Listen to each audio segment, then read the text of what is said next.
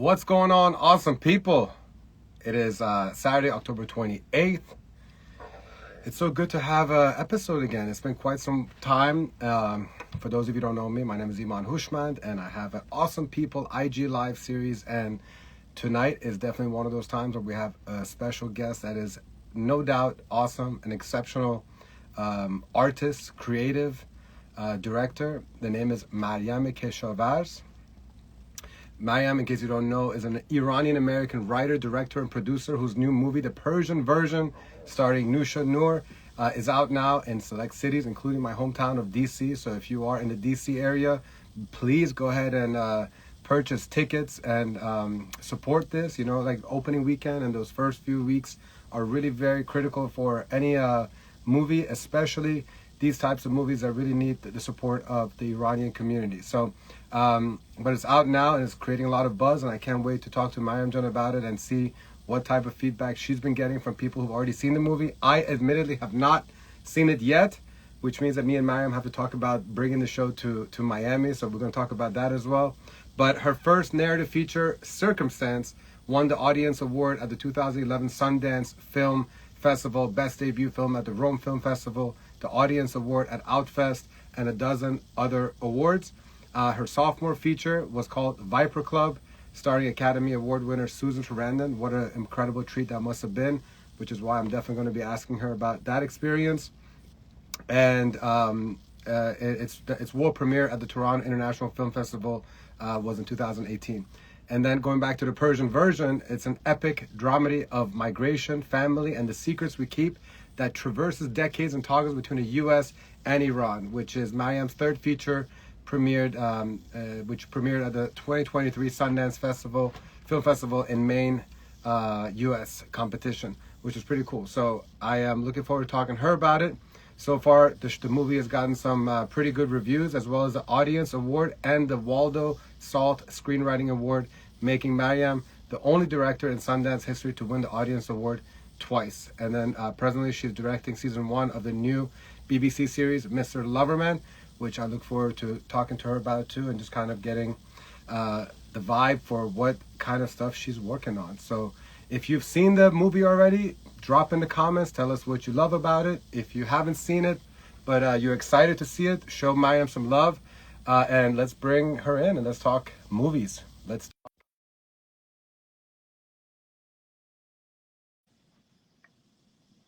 Please help me welcome her with a nice little virtual applaud. Let me try again, hold on. Oh, there she is. Hi, Maryam. Greetings from Tokyo. Greetings, arigato. Arigato. How are you? It's crazy how the Japanese love our Persian stories. It's really fascinating. Yeah, actually, let's just go ahead and jump right into it before we get a little backstory about yourself. What are you doing in Tokyo right now? Is it for the current film or another project? The Persian version, it's in main competition at the Tokyo Festival. It's sold out, and it's so insane. I guess it's two traditional cultures and the next generation trying to find their way through navigation. But I was amazed. They were all laughing at the right places. I guess, That's, comedy, you never know if it translates. But I guess yeah. crazy Persians and crazy Japanese and are the and, same. cra- and crazy rich Asians. Exactly. They should make a movie about it and call it that, you know? All right, Yeah. so Maryam, for those who don't have the pleasure of knowing you, and actually I don't know you for that long, I've seen some of your work in the past year or two. Can you give a little bio about yourself for those who don't know Maryam? Did we just get a little choppy from Tokyo there? Let's give it a second. Hopefully Maryam is going to get reconnected. It's pretty cool that her travels are taking her to Tokyo, Japan. Heard a lot of great things about it. Oh, let's see. She's trying to reconnect, so let's try that again.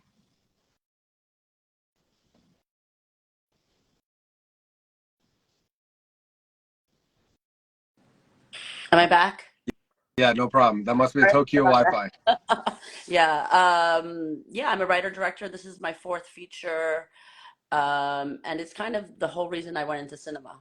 I went into cinema to create after 9/11 to create better images of ourselves, like in media. And I think this is the first film that takes place between both Iran and the US. And it's a film that shows like the joy and all the difficulties of being Iranian American, but through the mother-daughter relationship and through being the only girl of too many brothers. So and it's I and try it's to use comedy as a way to enter the story and also just to talk about bigger themes. and for those who don't know, this is actually based on a true story. Like, what percentage would you say is truly based on your true story? Well, I have to kill you if I tell you, I think.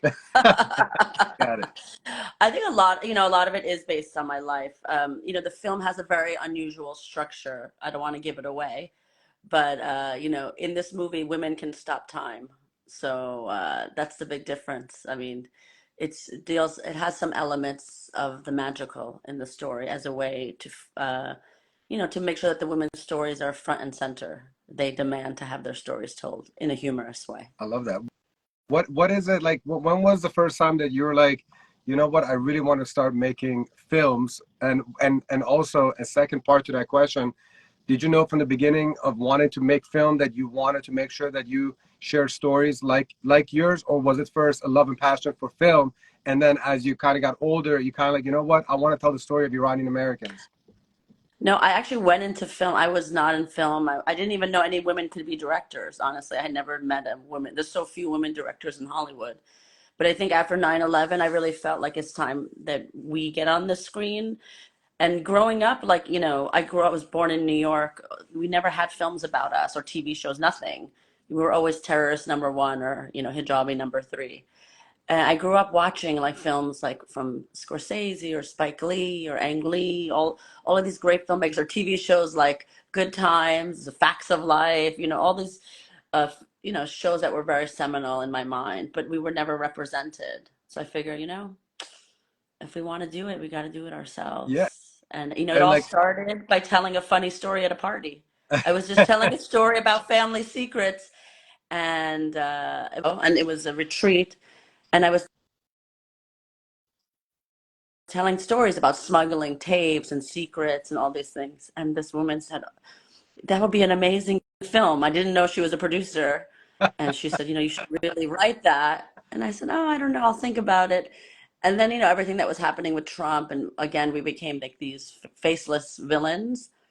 I don't know. I don't know many Persian villains. We're so lazy, you know. We like to have a good lunch and take a nap. I don't think terrorism is top you on our list. you sound like you're from Shiraz, and I say that with My, all due I respect am to so Shirazi. Shiraz. Actually, the film takes place in Shiraz. Funny that you say that. And So that's just funny. that's just us, Yeah. We're like we like love, poetry, Yeah. dancing, and food. This is what the film is about. It's about You are family you are indeed in the birthplace of the most incredible poetry that has yeah. ever existed. So, And my I, grandfather was a I poet, and I come from that background, I come from that tradition. And that's not the stuff we see on screen, right? We never see that. And I think, also that's a political move. If you don't humanize people, it's easy to bomb them and kill them and make them the other. And I love when I show this film that, the head of the NYPD is an Irish guy. He said, this is just like my family. I felt like well, I walked into my family for 2 hours. well, given what you just said right now, in the back of my head, I was like, wow, it's what a really tough time to be premiering this movie. And so, like, given what's happening in Israel and Palestine right now, like, do you feel like this movie is really not, even though there's a comedic element, which is complete opposite from the tragedy that's happening, do you see like some kind of intertwining of how this could be a movie that does open up some eyes, opens up some hearts? Like, what are your thoughts about that correlation? You know, it's really a hard time, and I've had people come and say, oh, I wasn't going to come because of what's going on, but I'm so glad I came because the movie is about empathy. The movie is about understanding people that are not like us. Like even within your own family, the mother and daughter, they couldn't be more different. And you could hate the other person, or you could try to peel back the layers and understand who they are through a practice of empathy. I think the problem in the world at the moment is, we're just too quick to dismiss and to have sides as opposed to feeling for everybody, to feel the human aspect also beyond all the political consequences. Of course, everything has a political structure and sequence of events, but I don't ever want to be in a place where we don't empathize when we see the other and the pain that they've been through. And this movie is so much about that for me as an artist, because I think as a first generation, I was born here, and we expect our parents to understand us, and if they don't, it's like we reject them for being backwards.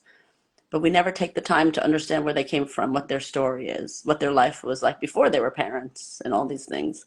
So the film really challenges you to empathize with a character at the beginning of the film that you probably don't like very much, and by the end, everyone's crying for the same character they didn't like. They love her, which is my mother, and people say, you're kind of cool, but mom is really awesome. I was like, this is so true. This is a good like review of my life.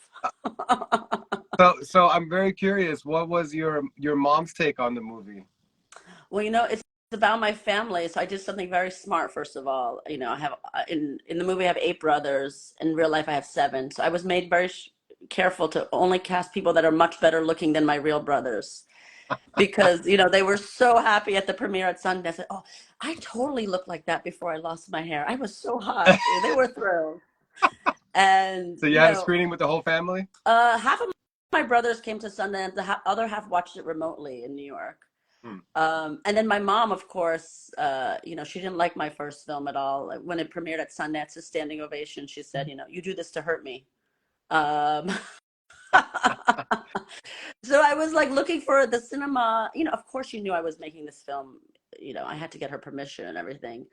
And she had told me that for the first time, it was time we tell our stories. For my whole life, she always said, we shouldn't talk about these things. It's too shameful. But I couldn't find her at Sundance. I couldn't find her in after all the audience comes up to you. I looked for her at the after party.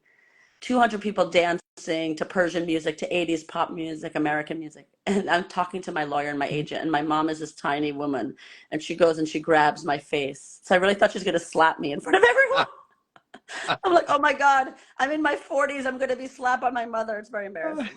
But she said, you did be very Persian. That would be very Persian. But she said, you did us justice. So she was proud. It's a hard thing to tell a story. Also, my mom, she was so young when she was married, like 13 years old. And I really cast a 13-year-old girl to play my mother from Iran. I cast someone very authentic. So I think, it's very disarming when you see her life from her perspective. Amazing. So how did that make you feel that like your mom, she was proud of you on this? Like how I mean, I feel like it's kind of like gone full circle, I mean, if there's a lot of stuff in your life. Oh my God, my whole life has been a struggle against my mother. I know. Yeah, that's a lot. I think, I said like your relationship with your parents is a work in progress. It changes through life. And, I think, I don't think we ever gave up on each other. And that's the important thing. And I think what the film is saying is that you can be different and still love each other, And I also had a band of brothers that was always, trying to push reconciliation and push a way for us to be together as a family. Well, I am hopeful. I'm hoping that this caused your relationship to get even closer, even though you had to go through some difficult places to be able to it's get great. to the It seems like showing the film around the world. I think this is such a universal issue. It's amazing. Like our struggle with our parents as, next generation immigrants, particularly mothers and daughters. I think it's a classic struggle. I'm a mother now, so I can attest that my daughter is, she's very, I always say, God, you're so difficult. And she said, yeah, I guess you raised me. How old is she? Is she old enough to have given her opinion about the movie? Not yet. She's 12. Maybe she'll see it down the road. But how interesting is that? Is that your daughter is now the age of where your mom's story essentially began in the movie? And when I think about that, it's very, my daughter will be 13. It really makes you think. Like, and I think it's a common thing, in the 50s and 60s that around the world, India, China, Iran, the Middle East, girls were married so young. They became adults as children. I think it really makes you understand the present generation so much more. Yeah, no, a lot of moms and grandmothers of our generation, they literally grew up with their children. Like they have a saying, right? Yeah. Yeah, it's pretty amazing. So the person that played your mom in the movie is a super talented Nusha Noor, who's just Oh been my doing God. some incredible work. I fell in love with Kaleidoscope. Just so proud of what she's been doing in the American market. How was it working with her and the rest of your cast? I mean, the cast was amazing. We really became a family, you know. Nyusha is like a triple threat. She sings the last song of the film. It just released the Persian version of I Girls saw Just Want to that. Have Fun. And she choreographs a lot of the dancing and she acts and she plays 30 years of a character, you know. So I'm so glad that the world's going to get to know her work because it's been a struggle in the industry for her to break through because of these horrible roles she's always been offered, you know. And let's see that they're pushing her for hopefully an Oscar. She deserves it. She's incredible. I've actually heard that it was incredible. I'm not even surprised. Speaking of incredible talent that you've worked with, Susan Sarandon. I mean, she has been an iconic actor of this whole entire generation, and you worked with her in the 2018 film Viper Club. Mm. How was it working with a living legend like Susan Sarandon? I mean, the whole cast was incredible. She comes on set. All of her work is done before she walks on set. You know, she's knows this characters inside and out. She's just my job is just to stand out of her way. You know, because I also wrote this script. It was more us. But you know, as much as I work with in that film had a lot of famous actors, you know, I think working with people in our community. So everyone in my film was Iranian or either from America, from Iran itself, or from the diaspora, like the UK or Canada, Mm. the Netherlands. It was such a special experience for us to work on a story that we had never seen before, and it was such a special experience that they weren't just honoring my story, they were honoring their story. And the fact that they never got to play something like this, you know, we really, I don't know, I kind of feel like I feel like I found my calling in some ways, you know. There's so many stories within our community that are so can be so mainstream, and it's, you know, gives an opportunity to so many talented people. Like these are some of the most talented people working. They just never had a shot. So I'm so glad that people, you know, and I think every review talks about how good the acting is because yeah, we're talented Persians. What can I tell you? We are very lucky. We come from that long tradition. And honestly, this is why I wanted to make sure that I can do my small part in spreading the word about this movie, and also, the Iranian actors that are involved, because we know how little opportunities that they have. So like we need to be able to push and promote, And the fact that it's going to all be these. at 800 screens is the biggest Iranian-American. Yeah, They see, you know, Sony sees it as a mainstream film, and this is also a big deal. Like if we can be like Crazy Rich Asians, yeah. this is huge for our community. And also the music, you know, the music is three-time Grammy nominated Rustam Batman Kalish from Vampire Weekend. So we really went authentic across the board, getting everyone to give because the movie is 1980s American pop music and Persian music from the 60s and American music from the present time. But Rustam was able to really bridge the East and West elements of the Iranian music and the American music. And his score is breathtaking, but only he could do it, you know, because he says no to everything. When I first showed him the script, he said, maybe. Because he's so busy. And then I showed him a rough cut of the film, and he said, "Damn you, I have to do it." He was You crying. I took it. have to do it because he said, "Only I can do this movie because only I understand what this movie needs." Wow. You know. So it was a really special collaboration. The music is also it's a really tells a story in an exceptional way.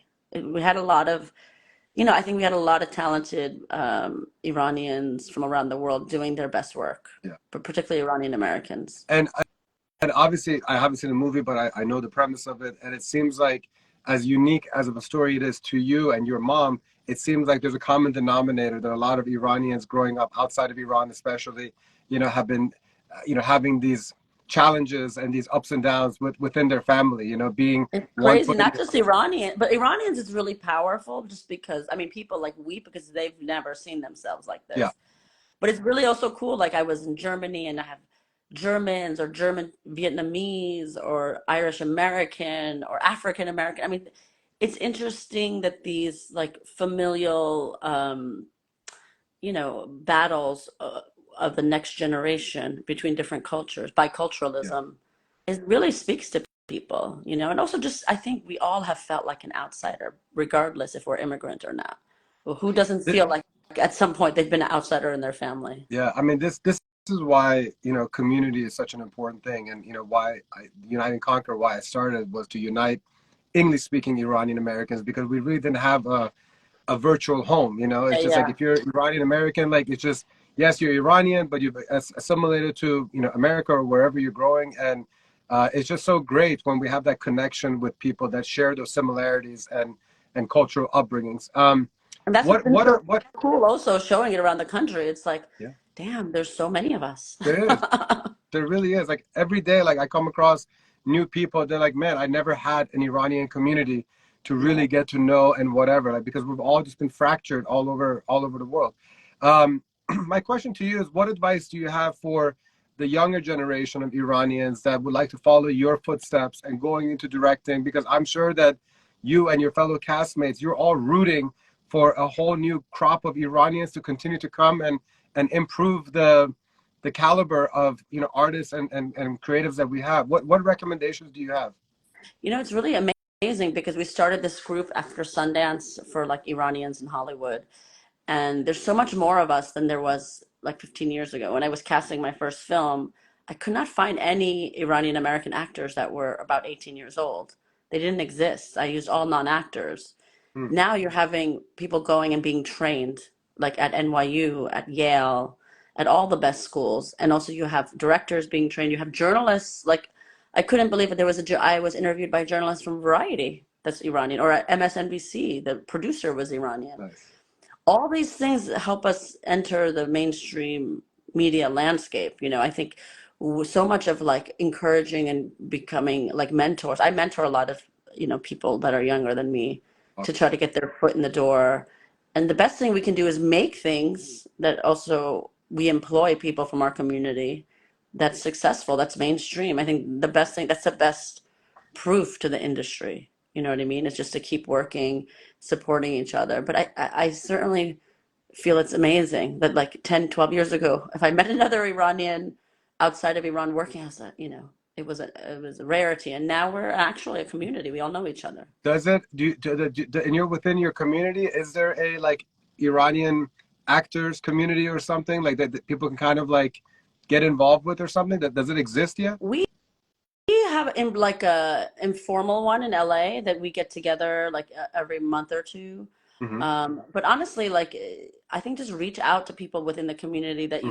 you like their work, and that's how we've all started to become more and more connected. Through the film festival world, through the awards circuit, teaching. I think we really realize now that the community is so important. So it's literally as easy as like we message people us on Instagram and we get together, Nice. and we do impromptu things in LA and New York. And I met so many in making this film. I'm showing the film like in New York. I think there was like we had a mixture of university students, 140 students from around New York. But I'd say like 40 of them were media makers. They were either Hmm. actors or directors or writers or producers, cinematographers. That to me was so incredible. These are all kids and they're less than 22 years old, but in pushing in the industry. That's awesome. What is where where can people, like, find out more information about where's the screenings, or where they're showing the Persian version? I know it's only in select cities. Like, how, if you're in Miami, how can we see it? When can we see it? What It's can in we a do lot to? of cities this week. It's in like 25 Mhm. cities, and on Thursday it will be in like in every city in America. Amazing. So you can actually buy the tickets now. It's at the persianversionmovie.com, Yeah. You just put in your zip code and it pops up, and it's really important to like get out there this first weekend or two. Yeah. The earlier you can go, the better, because it stays in cinemas longer, and it shows that we have the power to keep pushing forward. And also, more than anything, forget about that stuff. It's really a fun film. Yeah. Every single person who's left the theater has been like, I'm going to call my mom. I'm going to call my friends. We had a screening in Irvine where people left the screening, the sneak peek, and they went and bought tickets for Saturday for their I love friends. that. So it's that kind of film. It's like really a fun film. You can go, even though it's rated R because they say the F word twice. It's No way. ridiculous. They gave me a rated R because of two F words. They asked me to censor, and I said, no, it's okay. I don't believe in censorship. I live in America. But other than that, I mean, we've had lots of like, teenagers going with their parents and people as young as like 10 going. But it's really kind of a family film. It's a great film to go with your friends. It's fun. You'll definitely leave. You'll leave dancing and wanting khoror sabzi. These are two good things. I'm gonna make sure to set a date and get as many of the South Floridian Iranians to go Oh, yeah. together so we make. There's a big posse going next Yeah. weekend. It's being organized. I see several groups in Florida. I didn't know there's so many Really? Persian. There's about 10,000. I'll connect with you later to find out who it is, so we make sure we make it Yeah. as big as possible. So what is Maryam Keshavarz working on now? Tell us more about Mr. Loverman and anything else that you have kind of in the cooking. Mr. Loverman's a show for BBC and Sony. It's a portrait of a family in the UK. It's like similar to my film.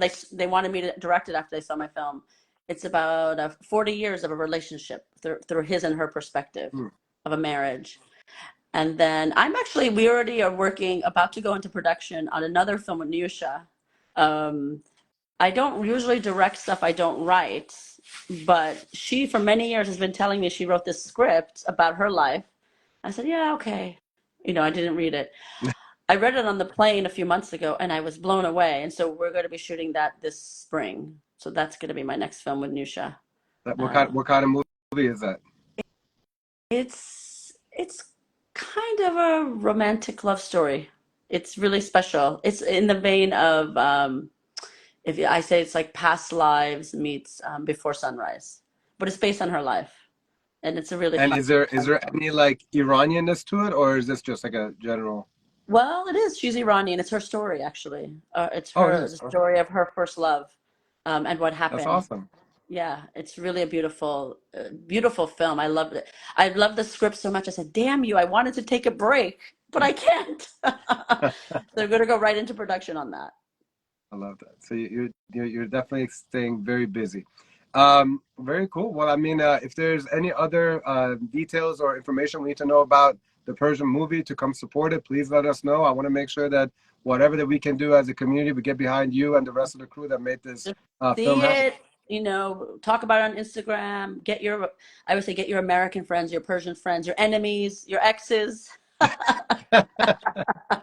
good. We'll Bring them crew. out. I'm definitely going to take my mom and my Oh, sister and see what kind of impact it has. I can't wait. Send me a message when you see it. Can't wait. It's next week.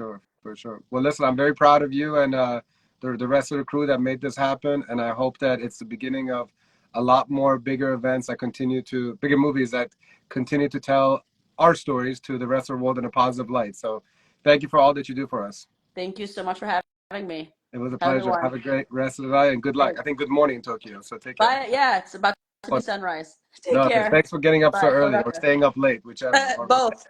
Bye-bye. See you later. All right, ladies and gentlemen, that was the awesome Maryam Keshavarz, the director and producer and writer, and the Persian version. It's out now. You can go to the website, thepersianversionmovie.com, to see if it's coming up near you or is anywhere near you. I know it's in DC. Apparently, it's going to be coming to South Florida soon, so I'm going to make sure that I look into that. And yeah, ladies and gentlemen, we're doing a lot of special things at Unite and Conquer. And one thing that I want to tell you guys about before I bid you a farewell is that me and my team are working on putting together a community of awesome entrepreneurs, awesome business owners, awesome creators, people that are seeking and seeing the appreciation of building a community and building a brand. It's really, really important, especially for entrepreneurs, to be able to build a community, build a brand so they can grow whatever it is that they're growing, and an entrepreneur is always purpose-driven, mission-driven, has a certain love for something that they want to create and share with the world, and so especially with the Iranian community, I just felt like there's just something missing for Iranian entrepreneurs such as myself. So if you're interested to find out more about this opportunity, we're right now putting all the foundational stuff together. And so if you want to be aware of what we're launching soon, feel free to message me and I'll tell you more details, and hopefully we'll grow an awesome community of Iranian entrepreneurs around the world so that we can all go do a lot of great things for the community with our products and services. Thank you so much for joining. Thanks to Maryam Keshavarz for joining. Good luck. to the whole crew of the Persian version. Go check it out in the movies near you soon. Much love. Ba umide azadi.